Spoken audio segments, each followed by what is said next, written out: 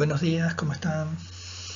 Gusto en estar en contacto con ustedes, aunque sea en estas clases asincrónicas, pero bueno, yo soy parte del equipo de profesores de la FAU que tenemos, vamos a decir así, la meta o el fin de generar este curso de arquitectura del paisaje para el proyecto de arquitectura. Esto es brindar las herramientas a un grupo de personas que en este caso, como son ustedes, son diseñadores, ya graduados, arquitectos, etcétera, la gran mayoría, y que quieren tener esta herramienta del diseño del paisaje como complemento de su actividad o que la quieren desarrollar como una actividad principal, ¿vale? Entonces, bueno, esta primera grabación que voy a hacer, la voy a hacer como una novedad desde el PowerPoint versión del Office 2023 que nos brinda hacer un video sobre la presentación. Sin embargo, bueno, ya he descubierto que tiene un defecto, un pequeño defecto, que es que no hay una continuidad en el discurso, sino es cuadro por cuadro. Por lo tanto, me perdonan si en algún momento se inicia la diapositiva y yo he estado haciendo algún comentario o conversación que quizás proviene del cuadro anterior. Entonces, bueno, ese es el defecto que tenemos o la desventaja que tenemos con el Zoom, ¿no? Pero creo que sin embargo nos ofrece una calidad mucho mayor en cuanto a las imágenes que vamos a presentar. Entonces, bueno, una lectura mucho más fácil, vamos a decir así, del texto, etcétera. Entonces, bueno, vamos a tratar de alternar ambas y en cuanto ustedes lo precisen, nos pueden comentar a través directamente, puede ser a través del WhatsApp o a través de cualquier medio que tengamos a la disposición, correo, etcétera, la plataforma, cuáles son sus preferencias, ¿no? Eso nos va a servir a nosotros para las futuras presentaciones o las que están en este momento en su periodo de grabación, pues vamos a decir así, porque esto todo es un proceso bastante complejo, pues vamos a decir así, esto de generar estas clases a distancia. Entonces, bueno, el primer tema que hemos escogido para este curso, si ustedes lo han visto tanto en el cronograma como en el programa, son los conceptos básicos. ¿Qué son estos? Son los conceptos básicos relacionados con la arquitectura del paisaje o los conceptos básicos donde se apoya la arquitectura del paisaje. Entonces, la arquitectura del paisaje la podemos ver. Les voy a dejar alguna presentación para que ustedes vean cómo se genera o cómo se apoya en otras profesiones y en otras ciencias, pues vamos a decirlo así. Y una de ellas, o quizás de las más importantes, es la ciencia ambiental. Entonces, por eso tenemos que tener algunos conceptos que quizás sí hemos pasado por ellos, los hemos oído mencionar, pero hoy en día son parte de nuestra vivencia, como es el tema del ambiente, la fragilidad y la necesidad de su conservación. Por lo tanto, el arquitecto del paisaje o el arquitecto paisajista tiene la misión de no olvidarse nunca de esto a la hora de proyectar, ¿okay? Y de ser lo más eficiente posible. Entonces, bueno, damos inicio con ello a esta presentación, que son una serie de conceptos que van a ir apareciendo y los vamos a ir simplemente conversando, ¿vale? ¿Cuál es el objetivo de esta primera presentación? Bueno, crear una conciencia.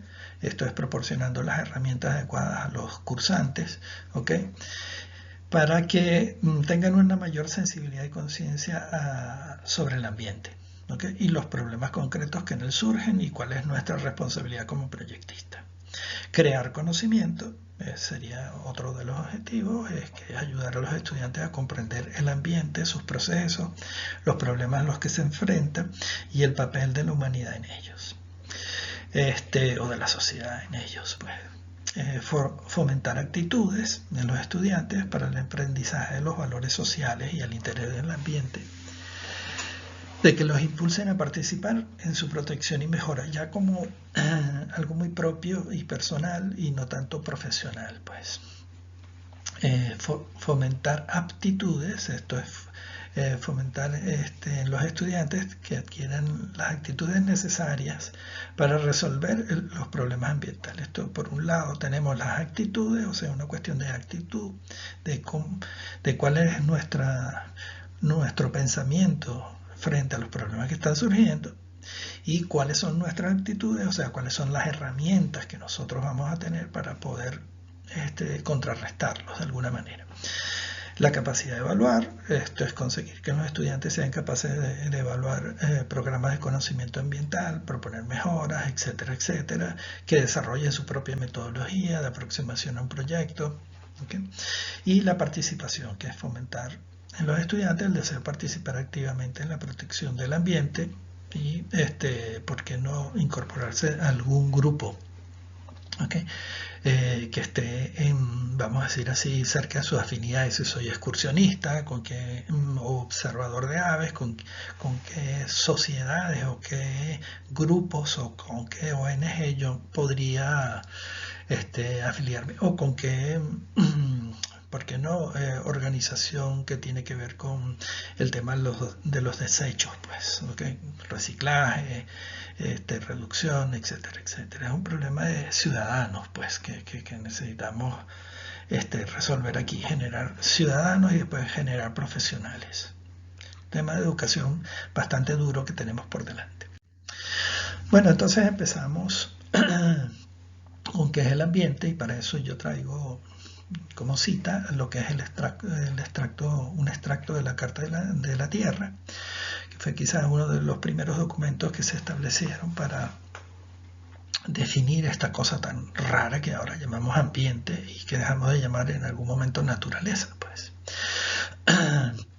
Así tenemos que la Tierra es nuestro hogar y el hogar de todos los seres vivos. La Tierra misma está viva, o sea, es la Tierra la que está viva, el planeta entero.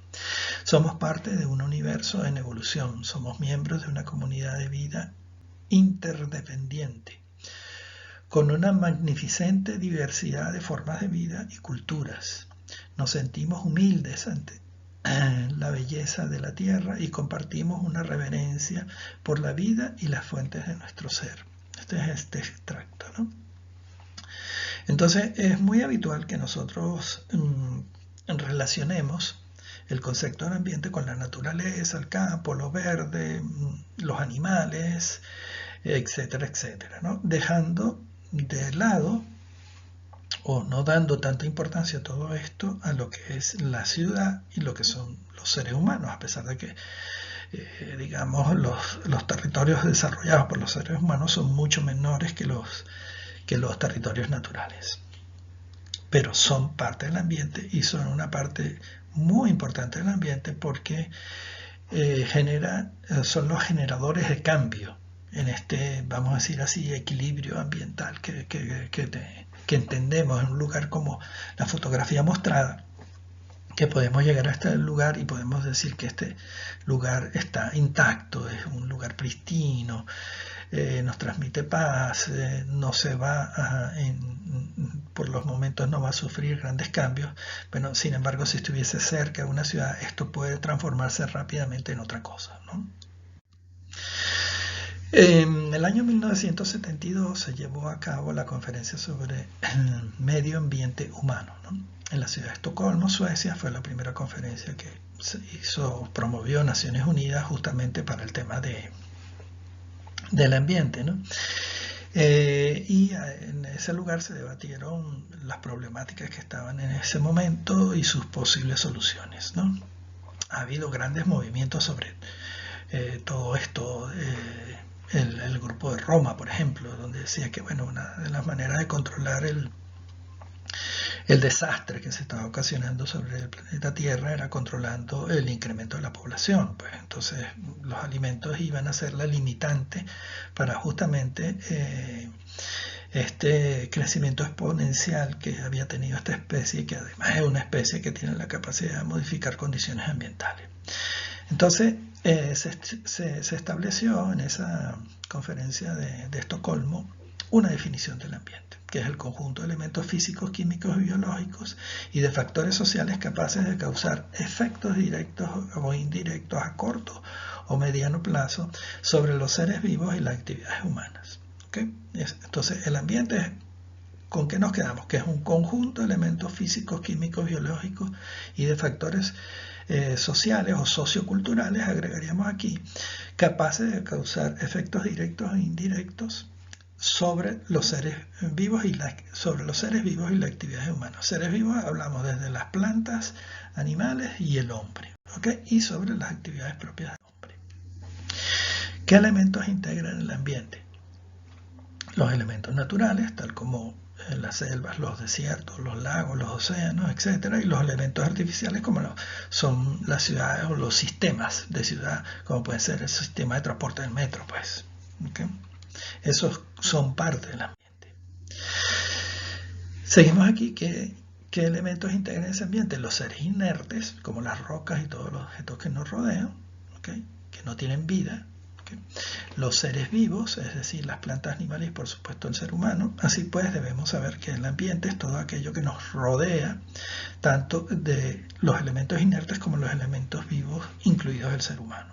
Entonces, esto es una consecuencia de lo primero. ¿Qué nos aporta el ambiente? Tomando nuestro ambiente a gran escala, como el planeta Tierra, digamos que este es el finito del ambiente que nosotros podemos entender. No nos vamos a ir al sistema solar ni al universo, sino que vamos a quedarnos en el planeta Tierra. Como la gran escala, podemos notar que este planeta es nuestra gran alacena o dispensador de bienes. ¿Okay? Es donde tenemos almacenado todo lo que necesitamos para desarrollarnos como especie. En él encontramos todo lo necesario para desarrollar nuestra vida. Aportes que pueden proveer al planeta lo llamaremos recursos, y los mismos tienen diferente origen o diferente naturaleza. En este caso vamos a quedarnos con el origen para no mezclar las cosas, ¿no? Así, los recursos pueden ser clasificados como los tienen ustedes en esta tabla, que son naturales, humanos, fuentes de energía renovables y fuentes de energía no renovables.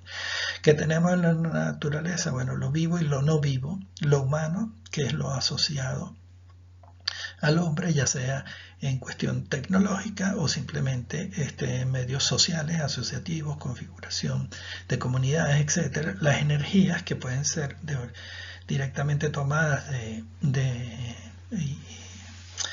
la naturaleza, como puede ser la energía hidráulica, la eólica, la maremotriz. Tomamos un recurso que es directamente asimilado por cierta tecnología que ha desarrollado el hombre para transformarlo en energía. Y hay otras fuentes de energía no renovables que hay que transformarlas, además, como son el petróleo y el carbón, que hay que transformarlas en otro tipo de energía para poder las utilizar. Hay que sufrir un proceso de transformación y son perecederas que son limitadas. Así tenemos los recursos naturales, que pueden presentarse en forma de materias primas como el cuarzo, yeso, granito, mármol, o sea, todas las piedras con las cuales trabaja el arquitecto, trabaja la industria, la construcción, por hacerlo más amplio que la arquitectura. ¿Okay? Las plantas, los árboles, que nos sirven tanto como de sombra, de protección, o nos pueden servir de alimento, y el resto de los seres vivos que también se alimentan de las plantas. Los recursos naturales también son espacios que nos ofrece la naturaleza. Un ejemplo puede ser un lago, una llanura o cualquier parte de la superficie del planeta. Podemos llamarlo como recurso natural, recurso escénico, ¿no? Y gracias a estos recursos naturales el ser humano puede disfrutar de los avances tecnológicos y sociales, pues sin la existencia de esas materias primas no sería posible la elaboración de las tecnologías. O sea, nosotros para hacer una batería para un móvil y minimizar el tamaño de un móvil al tamaño de vamos a decir así, de una computadora, que ya son los móviles, son elementos tan desarrollados que pueden ser considerados como unos ordenadores, unas computadoras. Es gracias a lo que hizo posible la miniaturización de la tecnología con los nuevos materiales que fueron encontrados, como puede ser el litio, que no son usados para las baterías. Entonces lo mismo, fueron encontrados súper útiles para las baterías, para los móviles o los celulares, que los podemos cargar en el bolsillo, cuando antes eran unas cajas enormes por las baterías tradicionales que tenían vamos a decir, de producción química o de reacción química. Hoy en día podemos conseguir un automóvil que se mueva con una batería, cosa que hace una década o 2 décadas era un tema bastante difícil de imaginar que pudiera implementarse. Hoy en día los tenemos y están en plena producción, y ya hay una gran competencia por ver quién es el que ofrece los mejores recursos en el automóvil eléctrico, por ejemplo, o los medios eléctricos de movilidad. Pueden ser autobuses mismos, que no solamente el automóvil de uso particular. Pasamos de ahí justamente a las fuentes de energía, que son otros recursos que nos brinda el planeta, y las renovables, que son aquellas que están, vamos a decir así, que el desgaste es mínimo o el consumo es mínimo, como puede ser el uso del viento o la energía solar, y que son transformadas a través de unos convertidores en la energía que venimos usando tradicionalmente, como puede ser la corriente eléctrica.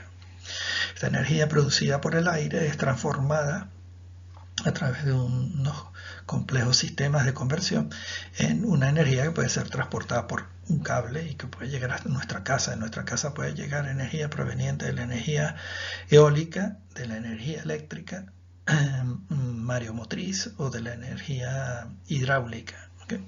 Las energías no renovables son aquellas que se agotan con su uso, o sea, tomamos una parte del recurso, ese recurso, vamos a decir así, inerte, como puede ser un barril de petróleo, como puede ser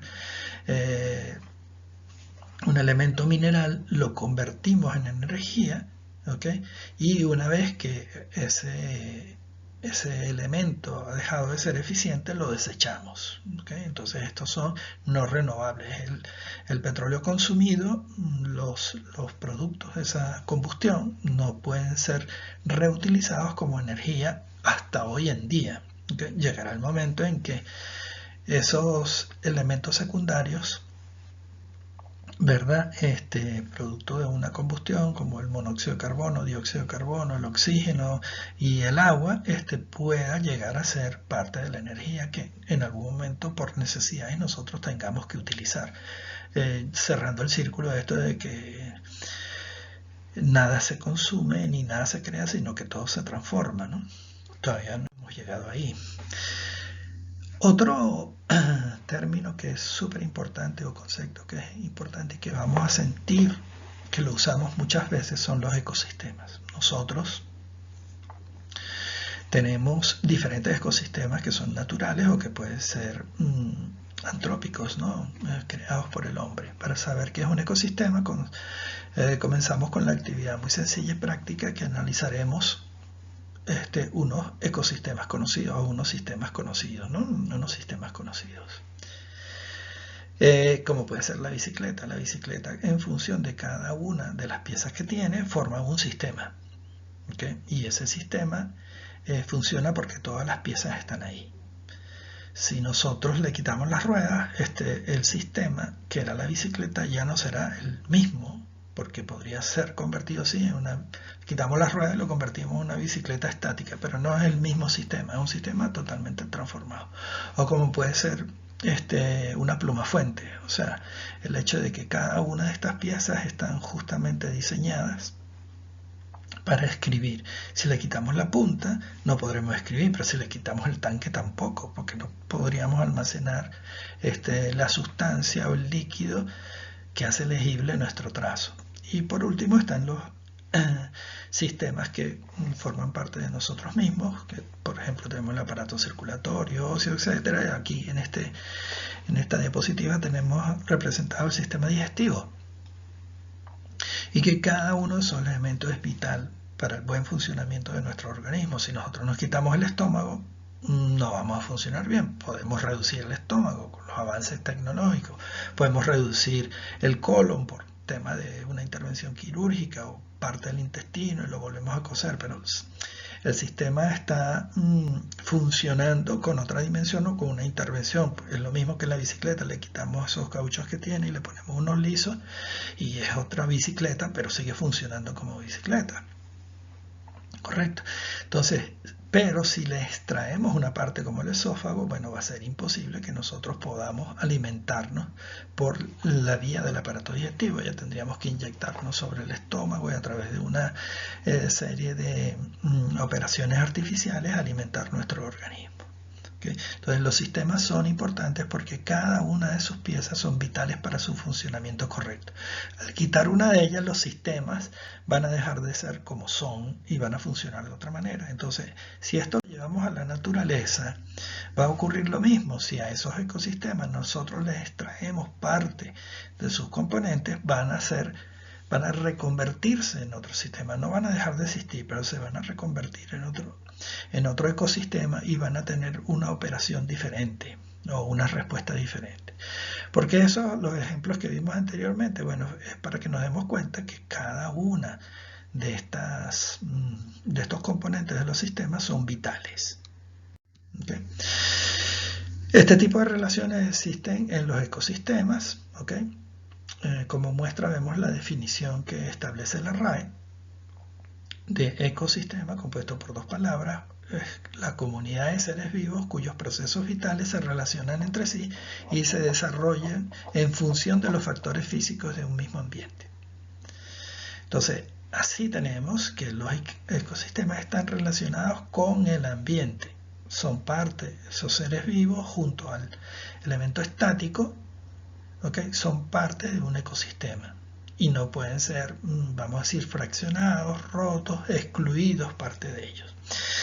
En un ecosistema encontramos seres vivos y seres inertes que cumplen unas funciones y unas tareas cada uno. El conjunto de organismos vivos se le denomina bioterio y al conjunto de los elementos inertes o abióticos se les denomina biotopo.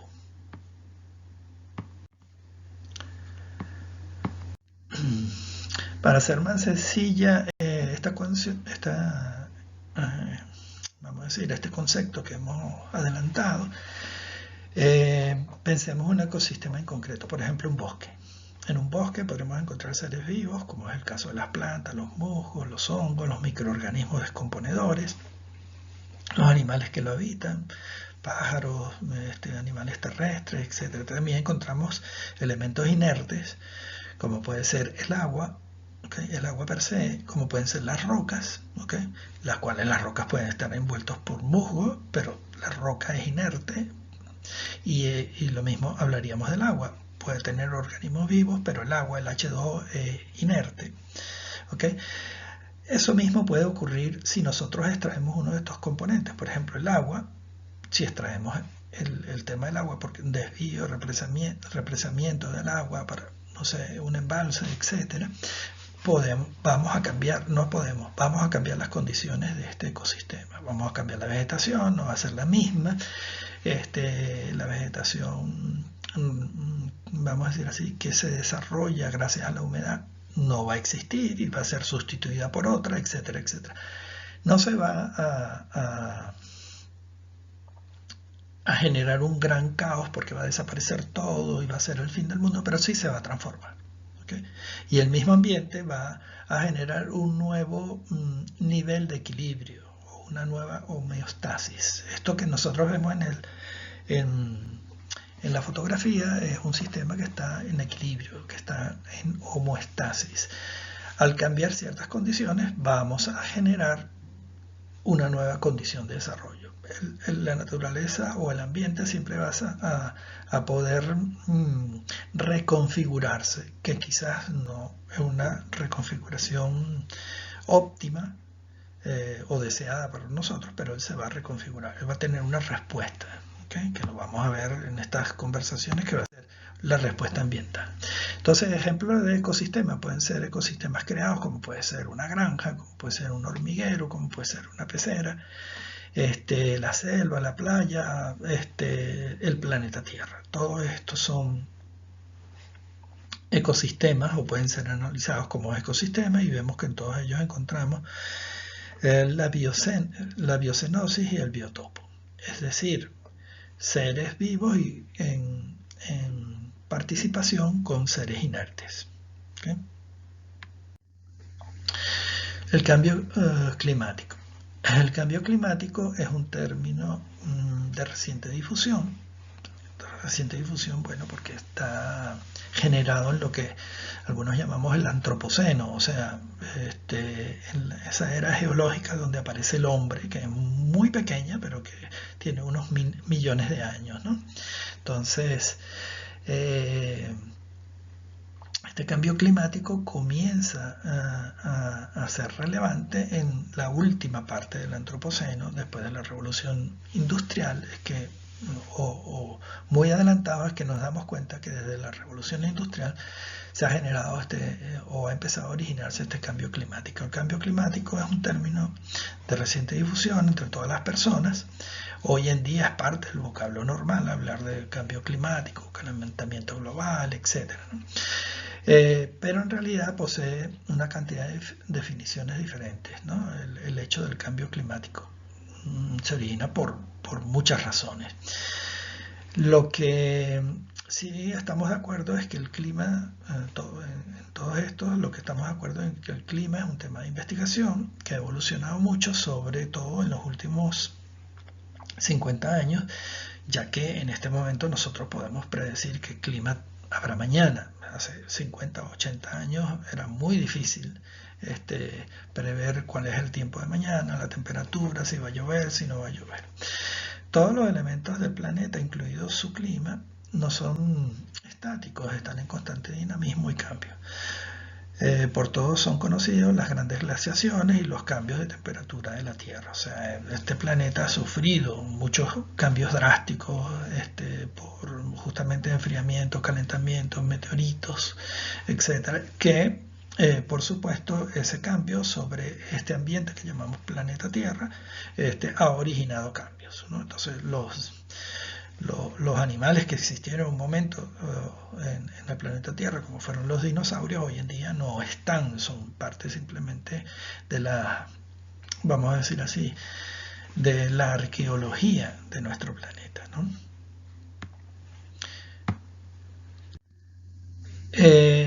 Dentro de este cambio climático nosotros podemos ver algo que se llama el efecto invernadero. Hay un efecto invernadero sobre el planeta, que es lo que nosotros vemos en la parte izquierda, que el planeta tiene una atmósfera, ¿okay?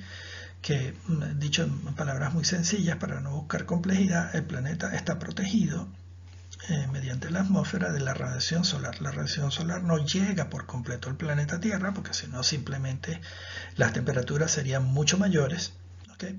Y cuando esta radiación entra al planeta y rebota sobre el planeta, se va a ver atrapada por una parte de esa capa protectora que no deja salir completamente el calor. Y por eso el planeta mantiene una temperatura promedio, ¿verdad? Alrededor de los, o ha mantenido una temperatura promedio alrededor de los 18 grados centígrados durante su existencia hasta nuestros días, ¿no? Este es un proceso que es benevolente para las formas de vida que tenemos hoy en día en el planeta. En algún momento estaría más frío, cuando se congeló gran parte del planeta, y en algún momento tendría mucho más calor. ¿Okay? Cuando el CO2 producido por las grandes plantas engrosó notablemente esta capa de la protectora del planeta. Entonces, este efecto invernadero, que tiene mucha relación con lo que ocurre en los invernaderos, si usted visita un invernadero que tiene un plástico, al entrar en él usted va a sentir un cambio de temperatura notable, 4 o 5 grados por encima, una gran cantidad de vapor de agua, etc. ¿Por qué? Porque el calor que entra a través de esa membrana protectora plástica que evita la lluvia, básicamente, hace a la vez que el aumento de la temperatura interior prospere en las plantas mucho más rápido, ¿no? Y por eso los invernaderos en los viveros se llaman invernaderos, porque son espacios condicionados o acondicionados para fomentar el crecimiento rápido de las plantas. En nuestro planeta, la actividad de los seres humanos ha propiciado justamente ese efecto que nosotros vemos en un invernadero agrícola, pues, que nuestra capa protectora no deja salir la cantidad de sol que tenemos, pero aparte esa capa protectora la hemos incrementado con otros gases que estaban en ciertas proporciones en la atmósfera y que por nuestra actividad antrópica, generación de combustión, deforestación, etcétera, etcétera, hemos incrementado ciertos gases que se llaman gases de efecto invernadero, representados por el óxido nitroso, por el CO2, por el CH4, que es el metano, el CO2, que es el dióxido de carbono, etcétera, quedan atrapados y no pueden salir de esa capa, incrementando el grosor de la capa y por supuesto incrementando el calor retenido. Eso es lo que hace que este efecto invernadero, que es una, vamos a decir así, de los problemas ambientales que nosotros tenemos, que tenemos a nivel de planeta, es el efecto invernadero, repercuta en un incremento de la temperatura. Entonces, por el efecto invernadero hay un incremento de la temperatura. Y eso es lo que podríamos hablar entonces de un cambio climático. O sea que repercute como una de las consecuencias del cambio climático. Una de las consecuencias del cambio climático. Y justamente aquí lo vemos en esta diapositiva, un poco más detallada, cómo es el efecto durante, vamos a decir, el efecto invernadero natural y el efecto invernadero inducido. ¿Ok? Entonces, escapa menos gases, la capa se vuelve más densa, vamos a decir así, esa membrana se refuerza mucho más para evitar que el calor salga, porque está reforzada por una mayor presencia, una mayor concentración de esos elementos que ustedes tienen a la derecha, CO2, CH4, NO2, y hace que justamente el calor no pueda ser desalojado completamente o como tenía previsto el planeta hasta su momento. Esto es un cambio en el ecosistema, ¿no? Una de estas ruedas de la bicicleta, nosotros le hemos puesto, vamos a decir así, le hemos cortado los rayos, saben ustedes los radios, los elementos que sujetan la banda de rodamiento de la bicicleta al centro, al piñón, donde la hace girar. Entonces le hemos tumbado unos radios o unos rayos a esa bicicleta y por supuesto la bicicleta lo acusa. Ahora, si ponemos un gran peso, se puede doblar la rueda, no va a rodar eficientemente, terminará partiéndose y tendremos que sustituirla por otra rueda que no tenemos, ¿ok? Otra rueda, entonces habrá una readaptación de esa bicicleta a otras condiciones. Aquí ustedes tienen descrito cada uno de esos gases y cómo se forman, cómo se han venido formando, pues, ¿ok? Otro fenómeno que se desarrolla, justamente estamos en el tema del cambio climático, otro fenómeno que ayuda a ese cambio climático es la reducción de la capa de ozono. Esta capa de ozono, que es otra de las capas que envuelven la Tierra, este planeta tiene una serie de capas que por eso es que en él se da la vida y no se da la vida en otros planetas que pueden ser similares o que tienen condiciones no iguales, pero sí similares. No hay formas de vida registradas justamente porque no hay quien los proteja de la radiación solar, de los rayos UV, etcétera, etcétera. Entonces la capa de ozono, que el ozono no es otra cosa que una molécula de oxígeno con 3 oxígenos, o sea, O3, ese sería el ozono, que nosotros lo podemos generar a nivel antrópico a través de una corriente eléctrica. Podemos convertir oxígeno en O3, que es un compuesto altamente inestable y solo es estable a la altura donde existe esta capa de ozono. O sea, nosotros podemos generar el ozono y simplemente rápidamente se va a descomponer en oxígeno más agua cuando encuentre una molécula de hidrógeno. Pero a cierta altura ese ozono es estable y puede existir, ¿no? Eso es lo que denominamos la capa ozono. Esa capa ozono describe la mayor concentración de ozono en el planeta y tiene una capa que puede oscilar entre 10 y 20 kilómetros. Esto es en términos planetarios bastante delgado. En la estratosfera es la parte de la atmósfera que se encuentra arriba de la troposfera y empieza a unos 10-20 kilómetros sobre el nivel de la superficie y continúa hasta alcanzar los 40 los 50 kilómetros. Entonces, como ustedes ven en dimensiones de la Tierra, estos 10-20 kilómetros es bastante delgado. Es más delgado en unas zonas que en otras zonas porque, bueno, ya lo vamos a ver por las condiciones de rotación de la Tierra, las condiciones de, digamos, de presencia o de interrelación entre el territorio acuoso, o sea, los océanos, y el territorio terrestre, pueden influir dentro de esa, vamos a decir, espesor, o el desarrollo del espesor o el crecimiento de esa capa de ozono. Entonces, bueno, ¿qué tenemos aquí? Nosotros, en nuestro afán de creatividad como seres humanos, inventamos algo para, digamos, que los líquidos los pudiésemos convertir en aerosoles, ¿no? Entonces estos son, por ejemplo, sin ir muy lejos, quizá uno de los mayores contribuyentes fueron los desodorantes aerosoles, ¿no? Los desodorantes hay de todo tipo, ¿no? Hay aerosoles, las lacas, los productos para la belleza, los productos insecticidas, etcétera, etcétera. Entonces nosotros convertimos unos líquidos, para no estar arrojándonos líquidos, nos arrojamos aerosoles y convertimos, gracias a unos compuestos que se llaman CFC, los clorofluorocarbonos, ¿ok? Y los pudimos comprimir en un envase y generamos ese invento tan genial que fue los aerosoles, ¿no? Y pudimos echarnos perfumes, desodorantes, insecticidas para matar los bichos, etc.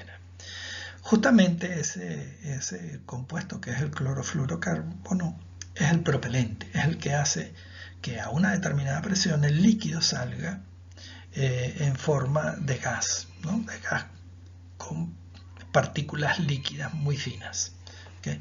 Entonces, esos propelentes, justamente los CFC, son los mayores contribuidores al deterioro del ozono. O sea, ellos reaccionan, como ustedes ven en la capa de ozono, ellos reaccionan con el oxígeno, con el ozono presente, y forman compuestos derivados. ¿Okay? Entonces, esos compuestos derivados hacen que ya no exista el ozono. El ozono es convertido en oxígeno, que no es dañino, y en otros compuestos como puede ser el agua, pero no es el ozono. ¿Qué virtud o ventaja tiene el ozono? Bueno, que es el que disminuye, atenúa o impide la introducción de rayos UV, ultravioleta, a la Tierra. ¿Qué pasa con estos rayos UV? Bueno, estos son una serie de ondas que emite el Sol. El Sol emite infrarrojo, ultravioleta, la banda visible, ¿okay? Y los rayos ultravioletas justamente son muy nocivos para la piel.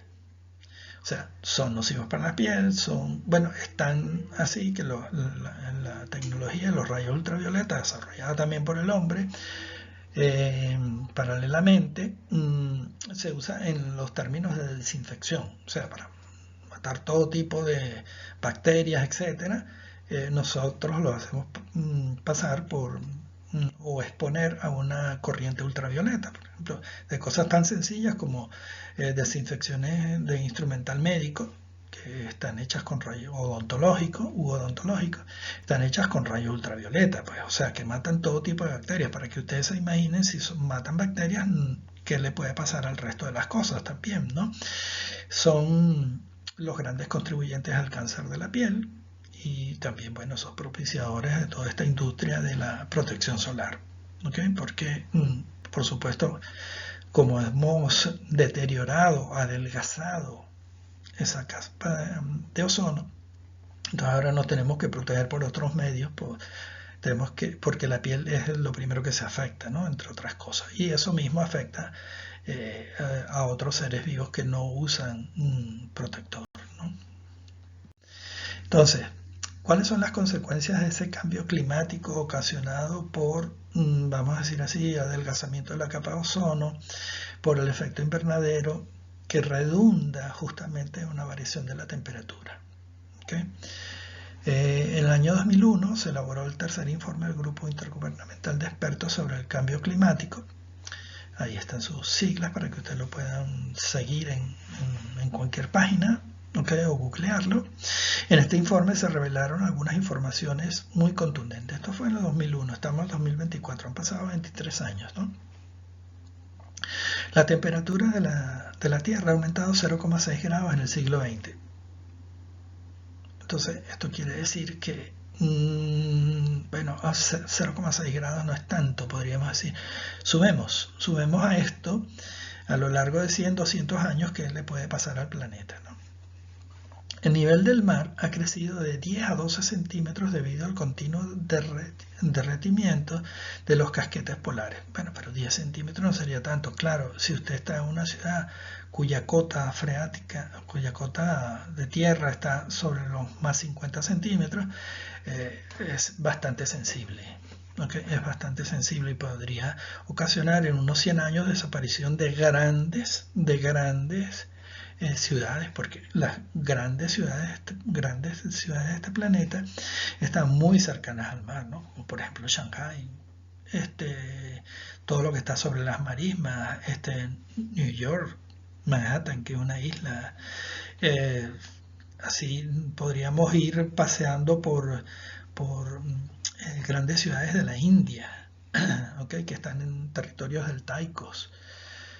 Podrían ser gravemente afectadas. Se prevé un aumento o una intensidad en los fenómenos atmosféricos, tales como los huracanes, los tsunamis y demás. O sea, pueden ser más intensos gracias a este cambio climático. Las precipitaciones se verán modificadas y su desequilibrio será tal que habrá regiones en sequía y otras sufrirán inundaciones. Por eso, algunos detractores del cambio climático dicen, bueno, ¿cuál es el cambio climático? Sí. Vamos a decir, hay regiones que se inundan continuamente, están bajo hielo, ¿okay?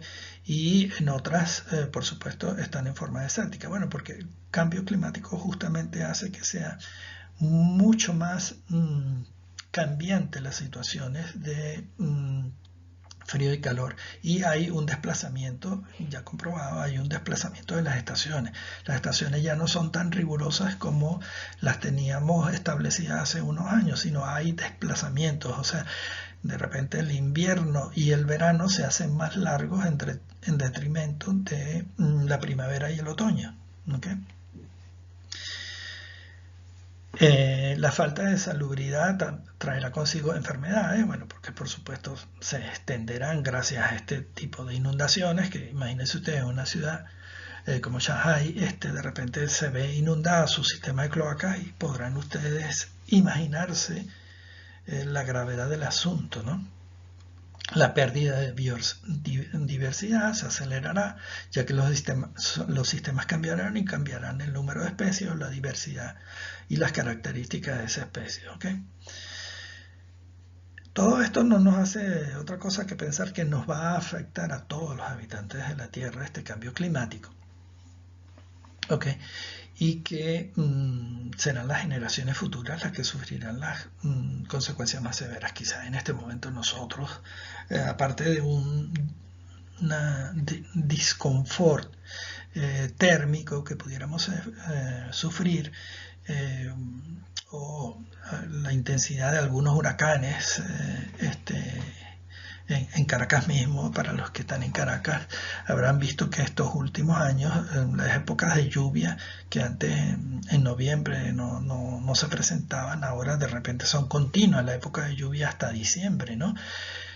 Porque la intensidad de los huracanes que se generan en el Atlántico ha avanzado sobre el territorio de América del Sur continental, ya no están tan en el Caribe y tiene una alta influencia sobre las condiciones climatológicas o meteorológicas que teníamos antes nosotros en la ciudad. Pues entonces a lo mejor ahora las lluvias son más intensas, los vientos son más forzados, etcétera, etcétera. Y esto simplemente son unas consecuencias leves de lo que podría ser este cambio climático, ¿ok? Este cambio climático, que este cambio climático quería concluir que va a afectar a todo el planeta, ¿no? Entonces, bueno, abrimos esto con pensamiento del Mahatma Gandhi, que dice: tú debes ser el cambio que deseas ver en el mundo. O sea, para nosotros cambiar el mundo no podemos hacer otra cosa que cambiar nosotros mismos primero y después introducir nuestro pensamiento sobre lo que queremos mejorar. ¿Okay? Aquí les dejo un video que ustedes pueden ver en YouTube bajo esa dirección. Y vamos a hablar de otro término que es la huella ecológica, que es algo que también está como en boga, vamos a decir así, la huella ecológica. El concepto de huella ecológica fue ideado en el 95 por William Rees, entre otros de la Universidad de British Columbia, y este concepto es una herramienta para calcular la cantidad de planetas o de planetas Tierra, o bien de hectáreas, que nosotros vamos a necesitar para conservar nuestro estilo de vida actual. Entonces, cuando nosotros hablamos que tenemos una huella ecológica de 3 o 4 tierras, es que necesitamos los recursos de 3 o 4 veces el planeta Tierra para poder mantener este ritmo de consumo que nosotros tenemos. En palabras de sus propios autores, la huella ecológica es definida de la siguiente manera: es la área de territorio ecológicamente productivo, cultivos, pastos, bosques o ecosistemas acuáticos, necesarios para producir los recursos utilizados y para asimilar los residuos producidos de una población definida, con un nivel de vida específico indefinidamente donde sea que se encuentre esta área. O sea, nosotros podemos estar, podemos estar en Luxemburgo, uno de los países más pequeños de Europa, y requerir el tamaño, de Francia como recursos para poder abastecernos de alimentos, bienes y servicios y para poder procesar nuestros desechos. Esto es la disparidad que nosotros estamos viendo, ¿no? Que mientras existan territorios ocupados por ciudades, las ciudades van a demandar territorios inmensamente grandes para poder proveerse. Vamos a ir al caso de Caracas o el caso de Miami. Imagínense ustedes, en términos de ciudad, de extensión de Miami, a lo mejor necesitan todo el estado de Florida como huella ecológica para poder mantener todo su estatus. Entonces las otras ciudades que están en ese mismo estado no tendrían recursos para poder seguir su desarrollo. O en el caso de Caracas, nosotros necesitaríamos a lo mejor la extensión del estado Bolívar para poder proveernos de bienes y servicios y poder procesar todos nuestros desechos. Por lo tanto, este término de huella ecológica tiene que ver mucho justamente con territorio. En el cálculo de la huella ecológica, lo que realmente se calcula es el conjunto de impactos ambientales que ejercemos en nuestro entorno. Entonces, si ustedes tienen esta ciudad, se las voy a marcar en este momento, este urbanismo, esta ciudad, esta comunidad que reclama para sí, vamos a decir así, un 50% para cultivos, un 50% para hortalizas, un 50% para ganadería, para energía un área equivalente a la ciudad, o tierra boscosa para respirar, un terreno equivalente a la ciudad. ¿Okay? Para pescar, un territorio, vamos a decir 50% del territorio de la ciudad. Entonces, quiere decir que demandan grandes superficies. La huella ecológica es eso, la demanda de grandes superficies para poder mantener el nivel de vida o el nivel de desarrollo que nosotros estamos llevando. Así es como lo deberíamos ver. Para hacer esta huella de cálculo ecológico, aquí les dejo en esta diapositiva poco explicativa de la anterior, cuáles son los componentes que estamos considerando. ¿Okay? No es el objetivo aquí de calcular la huella ecológica, que se puede realizar y les podríamos facilitar la forma de hacerlo, sino que ver con qué está involucrado ese término. ¿Okay? Por otro lado, la huella ecológica tiene en cuenta diversas actividades humanas que generan impactos ambientales, como son las viviendas, el tipo de viviendas en las que residimos, la ubicación de la misma, la urbanización, el tamaño de las vías, la calidad del barrio, ¿okay? O de la zona, entendido barrio como la zona donde residimos, los modos de transporte, la cantidad de bienes de consumo y energía que necesitamos para nuestro confort, nuestro tipo de alimentación, que es diverso. Y en el enlace que les tengo abajo está, vamos a decir así, un link donde ustedes podrían encontrar cómo se calcula la huella ecológica en términos ya numéricos, pues, y no en términos cualitativos, como hemos estado hablando. O sea, aquí ya le podríamos poner cantidades, números y hacer comparativas, pues, a través de este método. Cuando ya se ha calculado el consumo medio de cada uno de los apartados anteriores, se traduce en unos cálculos hallados en superficie terrestre. Entonces aquí hay diferentes gráficos que ustedes pueden ver. Vamos a minimizar la cámara para que podríamos ver la huella ecológica de cada uno de los países. ¿Okay? Y lo podemos hacer en forma comparativa, ¿no? Lo podemos hacer en forma comparativa. Lo vemos abajo. El planeta Tierra en este momento necesita una vez y media, más de una vez y media, un planeta Tierra. O sea, necesitamos 1,5 planetas para poder mantener el desarrollo como lo tenemos, como va en este momento.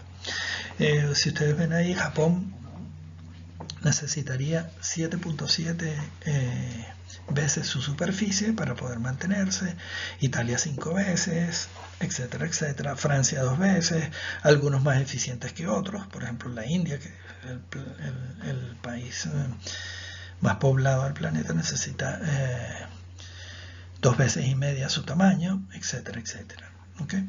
La China, que es otro de los países, el segundo país más poblado, necesita 4 veces el tamaño de la China, siendo uno de los países más grandes que existen.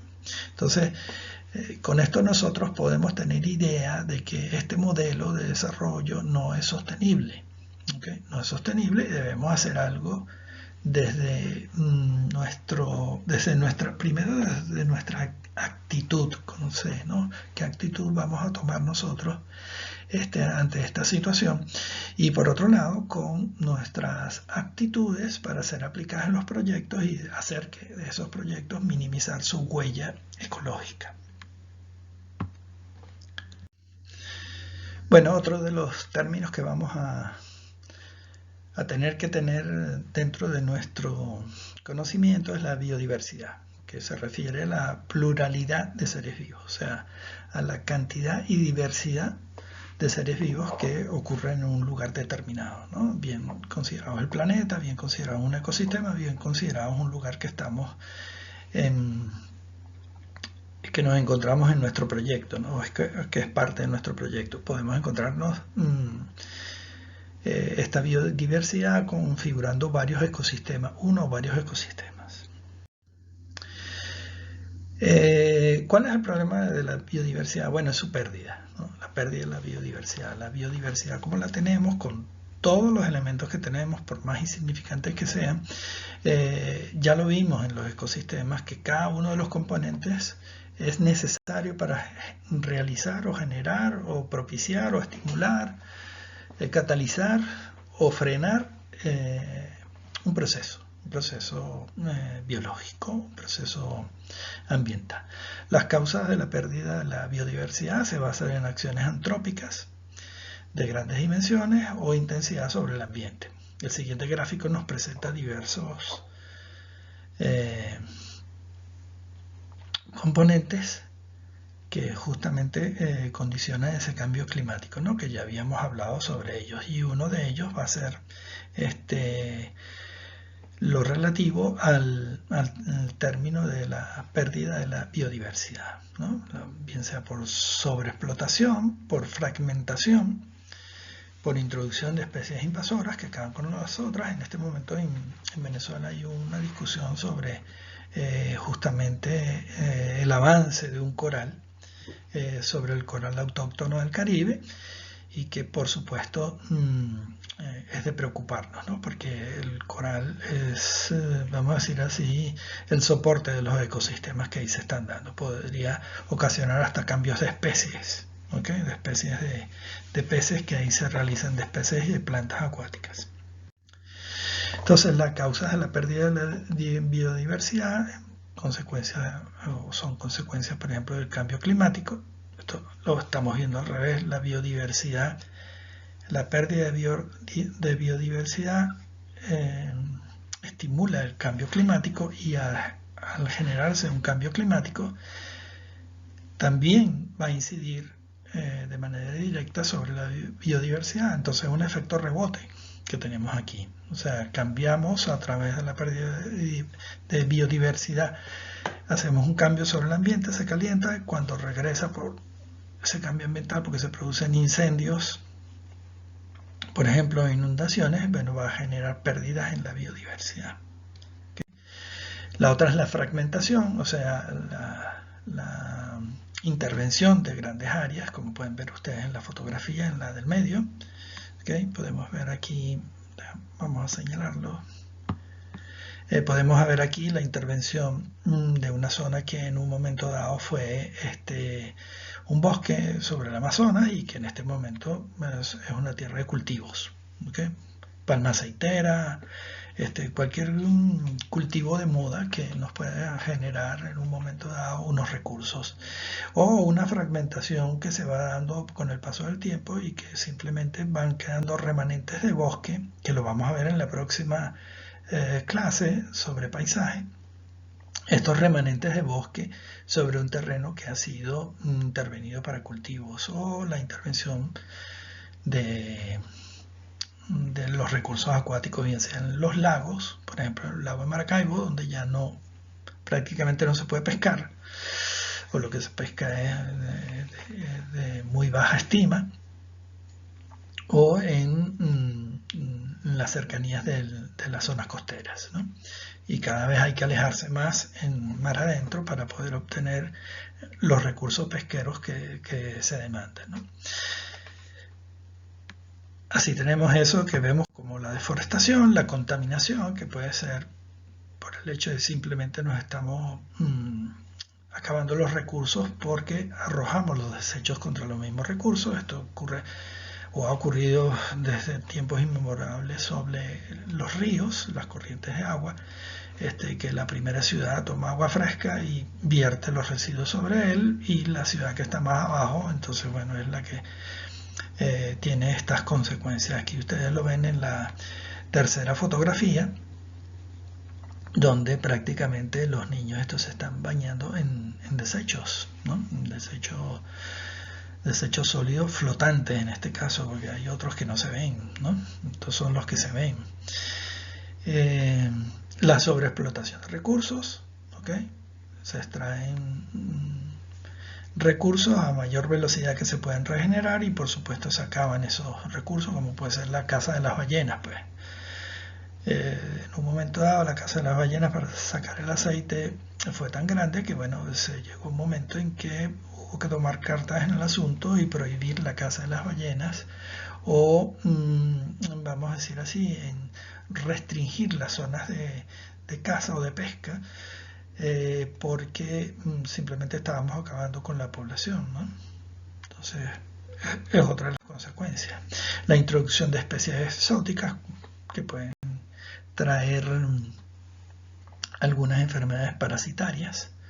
En términos de, por ejemplo, de la arquitectura del paisaje, si ustedes han tenido algún contacto con plantas ya previamente, etcétera, podrán ver que hay especies que hoy en día, como son las cicadáceas, ¿okay? Que son las cicas. Hoy en día en Caracas es muy difícil usarlas porque son afectadas por una enfermedad que es la cochinilla, ya se ponen blancas y no hay manera de contrarrestarlas, porque justamente han alcanzado esa cochinilla, ese insecto que es un áfido, un diminuto, ha alcanzado una resistencia a todo lo que son los controles de plaga, y a esa planta en especial, a la Zika revoluta y la Zika circinalis, es muy difícil tenerlas en buen estado de salud. Las condiciones, vamos a decir así, de temperatura, humedad, etcétera, en Caracas hacen que esa plaga se desarrolle en demasía y actúan sobre esto. O como puede ser el gusano de la palma, que es un gusano temporal que aparece en marzo y septiembre y que en un determinado momento acaban con las hojas de las palmas, pues. Entonces hay que estar fumigando continuamente, y el problema de eso es que genera una resistencia que al final van a ser inocuos los productos que han estado utilizando. ¿Okay? Entonces, ese es el problema con la introducción de plantas exóticas o la introducción de vegetales que se, vamos a decir así, trepadoras, etcétera, que se montan en cualquier especie vegetal y que simplemente al montarse, como puede ser el guatepajarito, como puede ser la enredadera esta que se llama bellísima, que nosotros llamamos bellísima, que es bellísima porque tiene unas flores moradas y engañosas, y que simplemente se monta o se trepa sobre otras plantas y las termina asfixiando porque no les deja pasar la luz, pues. Entonces es un peligro sobre la biodiversidad, y no va a ser monotemático las especies, o sea, vamos a tener unas pocas especies solo con las que vamos a contar en ese momento hasta que nuevamente cambien las condiciones del lugar, ¿no? Los motivos para conservar la diversidad en nuestro planeta son múltiples. Por ejemplo, cada día utilizamos cientos de productos que deben su origen a la naturaleza, y desde las plantas hasta los animales silvestres, bueno, podemos decir que el 50% de los componentes de los medicamentos se originan de ellos, ¿okay? La biodiversidad biológica es indispensable para mantener la composición de la atmósfera, pues los seres vivos forman parte de lo que denominamos ciclos, como por ejemplo el ciclo del carbono, el ciclo del nitrógeno, etcétera, donde intervienen bacterias. ¿Okay? Estos ciclos realizan intercambio entre diferentes partes del planeta, atmósfera, hidrósfera y litósfera, y son esenciales para la producción de materia orgánica. Y esto que hace que se mantenga la forma de vida como la tenemos, ¿okay? Porque no quiere decir que la vida en el planeta vaya a desaparecer totalmente y nos convertamos como una especie de Marte, sino que la vida se va a transformar y no va a ser la vida que hoy día conocemos, ni nosotros mismos podremos ser en un futuro. Los seres humanos podemos tener otra forma, otras características diferentes, simplemente porque se ha evolucionado la biodiversidad en la que estamos involucrados, ha tenido estas consecuencias de transformación y de readaptación en los nuevos medios. ¿Okay? Les dejo otro video ahí abajo en YouTube donde ustedes pueden consultarlo para ampliar el término de biodiversidad en el planeta Tierra. Vamos a ver otro término que es bastante amplio y usado, pero vamos a definirlo, como es la ciencia, pues.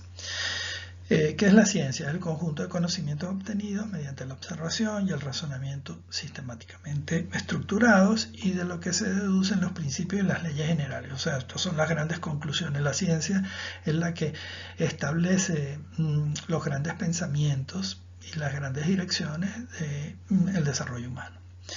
Definición clásica establece lo siguiente: la ciencia, en latín scientia, conocimiento, es un sistema ordenado de conocimientos estructurados que se estudia,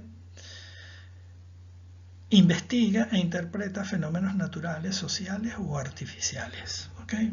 Entonces, en eso consiste la ciencia, en estructurar el conocimiento. Y esto es muy importante para estructurar nuestro conocimiento como arquitectos del paisaje, como parte de esta profesión que hemos elegido, que se basa fundamentalmente en la observación. En la observación experimental nosotros debemos conocer el sitio para poder intervenirlo, por eso es que la observación es el fundamento de todo esto. Y luego organizar ese pensamiento de alguna manera, ¿ok?, para que nuestro próximo evento de alguna manera sea más llevadero, y por eso es un proceso de pensamiento, ¿no?, lo que llamamos aquí basado en la experiencia. Los tipos de ciencia que tenemos, bueno, nosotros tenemos ciencias sociales, ciencias exactas y ciencias naturales. Como ustedes saben, cada una de ellas, las ciencias exactas son fácilmente las derivadas de la matemática y son ciencias precisas. Siempre vamos a obtener el mismo resultado haciendo lo mismo, ¿no?, y poniendo en orden los mismos elementos. Las ciencias sociales son las que dependen y se estudian de forma sistemática, son las que dependen de la asociación del hombre, ¿no?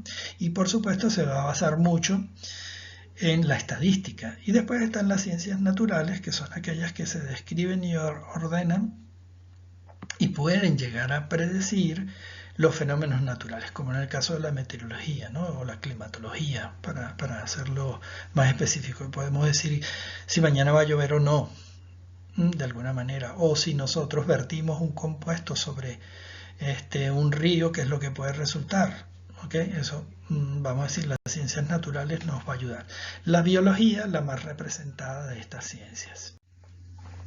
Bueno, aquí surge nuestro último término, que es la ecología, o nuestro último conocimiento básico, que es la ecología, que es esa rama de la biología, ¿okay?, donde nosotros analizamos las relaciones entre los seres vivos y el ambiente. Así lo definió en su momento Ernesto Henkel, que fue un científico alemán que inventó este término o creó este término de la ecología en 1869 y que desde entonces empezó a llamarse la ciencia revolucionaria, ¿no? Revolucionaria porque hizo ver que el hombre, el antropocentrismo que estaba viéndose en ese momento, que todo giraba en torno al hombre, no era cierto, y que existía toda una serie de fenómenos y leyes concatenadas, ¿okay?, sobre las cuales él llamó ecología, y que había que estudiar profundamente esas relaciones para poder mantener el desarrollo de la especie humana en el planeta, ¿no? Ese es el objetivo de esto, poder mantener el desarrollo de los seres vivos y por ende de la especie humana en el planeta. Con esto terminamos, vamos a decir así, esta serie de conversación o exposición sobre unos términos importantes, términos básicos, que por supuesto existen muchos otros que vamos a manejar, pero no, que podrían llamarse términos, ¿okay?, pero que no son conceptos amplios como este, ¿no? Uno de esos conceptos que también es amplio y muy en boga en este momento es la sostenibilidad, que la vamos a tratar en el tema 5, por eso la hemos sacado aquí. La vamos a tratar específicamente en la sostenibilidad como la respuesta que tiene el hombre hoy en día ante toda esta serie de cambios que se han venido dando, ¿no? Entonces, eso lo trataremos más adelante, y cualquier otro término que consideremos importante lo veremos en los siguientes encuentros, en los siguientes temas, porque hablaremos de historia, hablaremos de proceso de diseño, hablaremos de vegetación, pero como términos y no como conceptos básicos, ¿no? Y por eso he llamado a esto un poco conceptos básicos, aunque nos pueda escapar uno importante. Esto sería una piedra angular donde debemos centrar nuestra actividad, ¿okay? Específicamente sobre el pensamiento total que representa el ambiente. Está representado por aspectos físicos, químicos, si los queremos llamar, físicos, químicos, bióticos, sociales y culturales, y que son indivisibles, como hemos visto en esta serie en este paseo por los conceptos básicos, y que cualquier cambio que nosotros hagamos, introduzcamos, por mejor que lo queramos hacer, va a introducir un cambio en el sistema, y lo que tenemos que procurar justamente es estar preparados para esos cambios, tener conocimiento de ellos, evaluarlos, ¿okay? Ver cuál es su grado de severidad ante el cambio, ¿okay? Y tomar la decisión de si es la mejor manera de afrontar una decisión o no. ¿Okay? Entonces, bueno, les dejo esta clase por aquí. La siguiente clase seguiremos con unos conceptos básicos ya enfocados en el tema del proyecto. ¿Okay? Y el tercer capítulo, o la tercera parte de este primer tema que hablaremos, será sobre el paisaje, que es otro de los grandes conceptos, que debemos manejar nosotros como arquitectos del paisaje. El paisaje, por eso le hemos dedicado la tercera parte de este tema a él solo. Bueno, muchísimas gracias. Nos vemos en cuanto ustedes puedan tomar la segunda presentación.